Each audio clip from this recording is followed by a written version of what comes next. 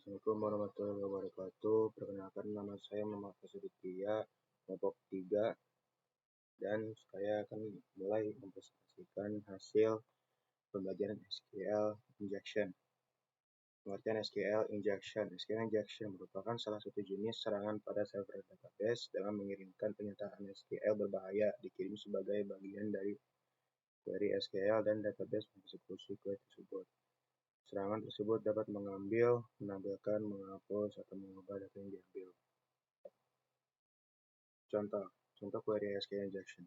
Misalnya ada form login dengan dua input, yaitu username dan password, dan kode untuk memverifikasi login adalah sebagai berikut. Select bintang from users where username adalah username and password adalah password. Jika di input injection, maka akan menghasilkan select bintang from users where username admin or 1 sama dengan 1 and password sama dengan apa saja. Karena 1 sama dengan 1 akan selalu benar, maka kondisi ini akan selalu lolos. Cara mencegah SQL injection. Ada 4 cara mencegah SQL injection adalah sebagai berikut. Sesuaikan input box. Mengatur jenis karakter dalam input, seperti mengisi nama dapat diisi dengan menggunakan huruf saja.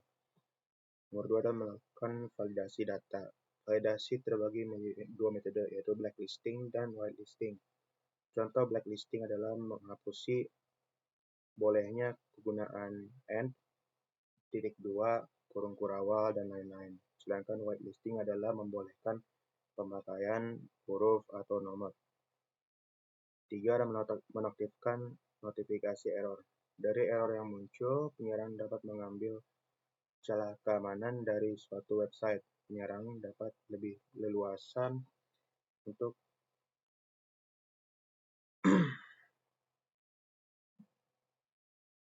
cara mencegah SQL injection. Cara mencegah SQL injection ada 4.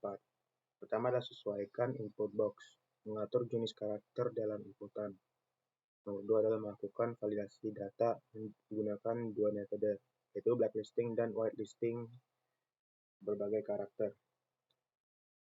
Nomor 3 adalah menonaktifkan notifikasi error. Dari error yang muncul, penyerang dapat mengambil celah keamanan dari suatu website. Penyerang dapat lebih luas untuk menggunakan SQL injection. 4. Mengamankan database. Dengan cara menetapkan hak akses atau user privilege pada database sehingga user menjadi terbatas. Menjalankan enkripsi data di dalam tabel database dengan tujuan agar username dan password terlindungi. Baik, mari kita akan melaksanakan penggunaan demo kode untuk mengetes SQL injection. Sesuai dengan contoh, di sini kode SQL-nya adalah select bintang from users where username adalah username dan password adalah password. Username dan password akan didapatkan melalui input. Pertama adalah melakukan login yang sesuai dengan datanya. Jika di login, maka akan orang yang berhak masuk ke akun admin dapat masuk admin. Sekarang untuk login yang tidak berhak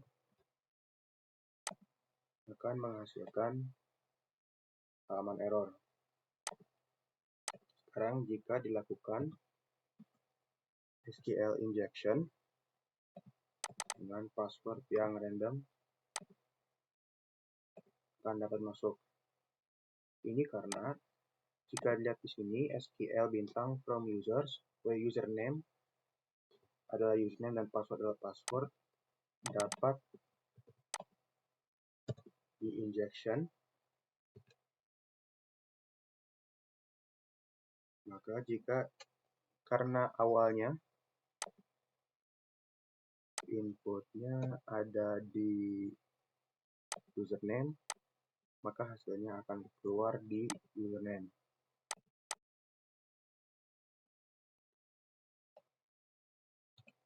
Dan jika kita lihat di sini, maka jika SQL-nya dijalankan, ada tiga variabel yang dijalankan, yaitu username seorang admin, 1 sama dengan 1 dan password sama dengan password sini. Jika password atau username dua-duanya salah, maka akan mengembalikan nilai salah atau false. Tetapi karena ada OR, 1 sama dengan 1, akan menghasilkan true, karena 1 akan selalu sama dengan 1. Dan karena fungsinya adalah menggunakan OR, maka jika ada satu pun yang true, maka semua kode adalah true. Jadi jika ini dijalankan, hasilnya akan menjadi true dan dapat jebol.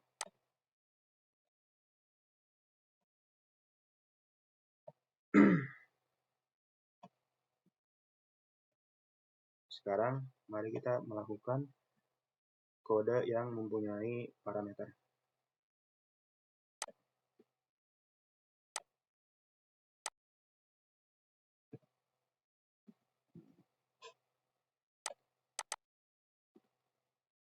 Kita pastikan SQL injection pada username dan passwordnya acak.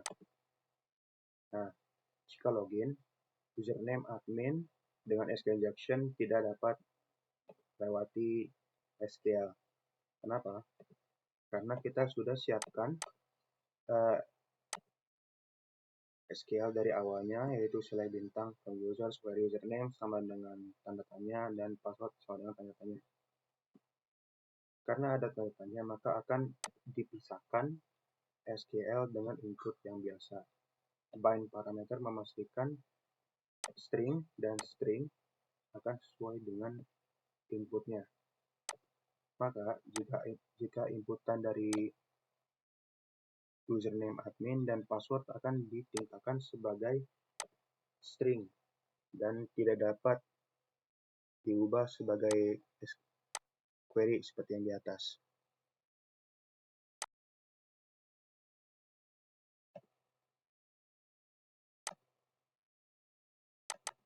Maka jika hanya dapat menggunakan username admin dan password yang betul untuk masuk, memastikan keamanan. Baik, sekian dari kami, kelompok 3. Terima kasih untuk menonton. Semoga presentasi ini berguna untuk kalian. Wassalamualaikum warahmatullahi wabarakatuh.